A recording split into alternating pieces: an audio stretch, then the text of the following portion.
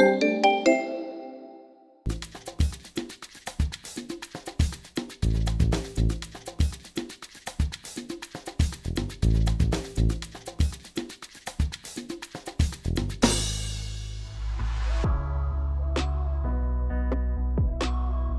learned that when you believe in yourself, you can really achieve anything.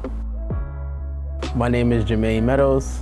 I studied liberal arts at Queensborough Community College, and I graduated in 2016. Here in East New York, Brooklyn, this is actually the building I grew up in. We on Hemlock and Pickin. My dad was born and raised in East New York. I was born and raised in East New York, as well as my mom, my whole family. Throughout my life, I grew up in a family that has a lot of contact with the police department. My mother wasn't there, and my dad was kind of in and out of prison. So how do you learn to just be a man?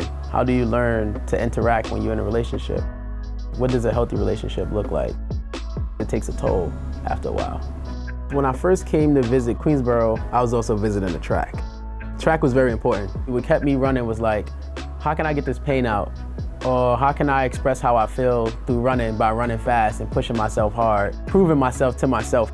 Coach O, he saw my potential, invested a lot of personal time in with me. It was definitely a great experience running here, but I want to do something where I'm helping people as well and remaining physically active. So they suggested looking into adaptive physical education, helping people with severe disabilities in education. And it helped me realize that diversity and inclusion work is bigger than just being a black or white person. I can be doing so much more.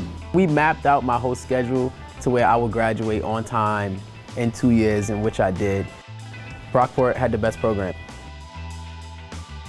That's how I ended up there. And I felt like the way to truly affect change is from policy. That's how I ended up studying educational policy and leadership at the University of Albany. My Queensborough experience is amazing. How can I put myself in a position to get to the core root of the issue that a lot of students are dealing with in higher education institutions? Low income or disabilities, first generation college students. How do you feel welcome to this institution that opened the door for you? How do we make our leaders inclusive, and how do we make effective change? How do we learn that, well, because you grew up this way or you grew up in this area doesn't mean you have to lead with that, or that's who you are. Without mentors in my journey, I definitely wouldn't have made it this far. I always would have the utmost respect and love for my dad because he kind of helped me be the man that I am today. I've been blessed. I am who I am because other people invested in me. So for me, it's always about paying it forward and giving back. Honestly, life is just so interesting. So far, it's been very unexpected for me, very unexpected.